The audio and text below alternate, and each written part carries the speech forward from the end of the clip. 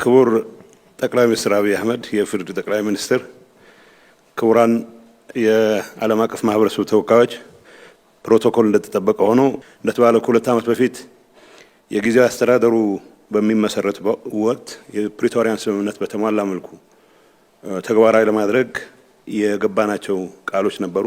ይሄንን ከማድረግ አንፃር እስካሁን የተንቀሳቀስን የመጣንባቸውና በትግራይ ክልል ውስጥ አገልግሎት ተመልሶ እንዲቀጥል ለማድረግ የሰብአዊ መብት ድጋፍ እንዲገኝ ለማድረግ በተቻለ መጠን ተፈናቃይ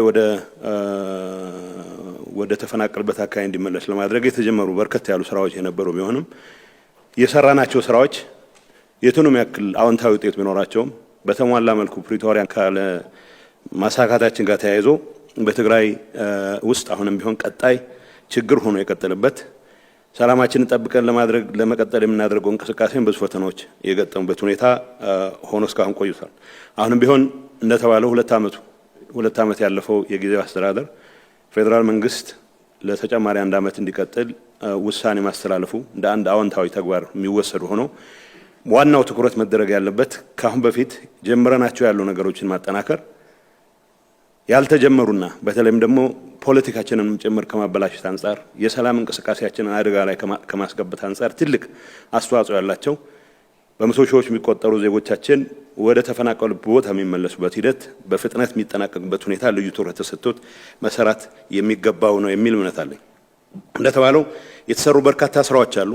ያልተሰሩት ካላቸው ውጤት አንፃር የተሰሩትንም ጭምር ያጨለሙበት የተሰሩትንም ጭምር ያደበዘዙበት ሁኔታ ስላለ ያልተሰሩትን ሙሉ ትኩረት አድርገን በመስራት የተሻለ ውጤት ለማስመዝገብ የትግራይን ህዝብ የሰላምና የለውጥ ፍላጎትም በተሟላና በተጠናከረ መልኩ እንዲቀጥል ለማድረግ የሚያስችል አቅም ስለሚፈጥር እዚህ ላይ ትኩረት ተደርጎ መሰራት አለበት የሚል እምነት አለ። የውስጥ ፖለቲካ ንትርካችን ፕሪቶሪያ በተሟላ መልኩ እንዳይጠናቀቅ በማድረግ ረገድ የአንበሳውን ድርሻ ይዟል ብል ማጋነን አይሆንም።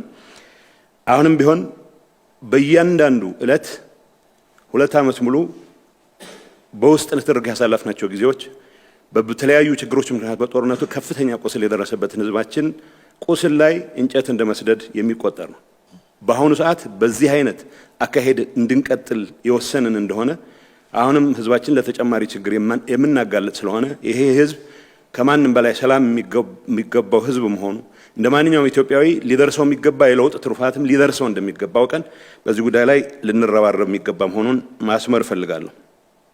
እንዳልኩት 2 ዓመት ሙሉ አንዱን ሲጎተት እዚህ ደረጃ ላይ ደርሰናል። አሁን አንዱን እየጎተተ የትም መቀጠል የማይችልበት ሌሎች ኃይሎችም ጭምር ይህን አጋጣሚ በመጠቀም የህዝባችንን ሰላም ለመንጠቅ የህዝባችንን ሰላም ተስፋ ለማደብዘዝ እንቅስቃሴዎች ማድረግ የጀመሩበት ሁኔታም ስላለ ከዚህ አንፃር ጠንክረን መስራት እንደሚጠበቅብን ማስመር እፈልጋለሁ።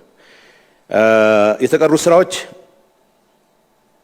ከፌዴራል መንግስት ጋር ከሌላው የዓለም አቀፍ ህብረተሰብ ጋር በቁርኝት እየተናበብን መስራት የሚጠይቁ ከምንም ነገር በላይ ግን ለሰላም ትልቅ ዋጋ ሰጥተን ወደ ኋላ የማንመለስበት ሁኔታ ለመፍጠር የሚያስችለን ነገር የሚያግዙ መሆን እንዳለባቸው ሊሰመርበት ይገባል።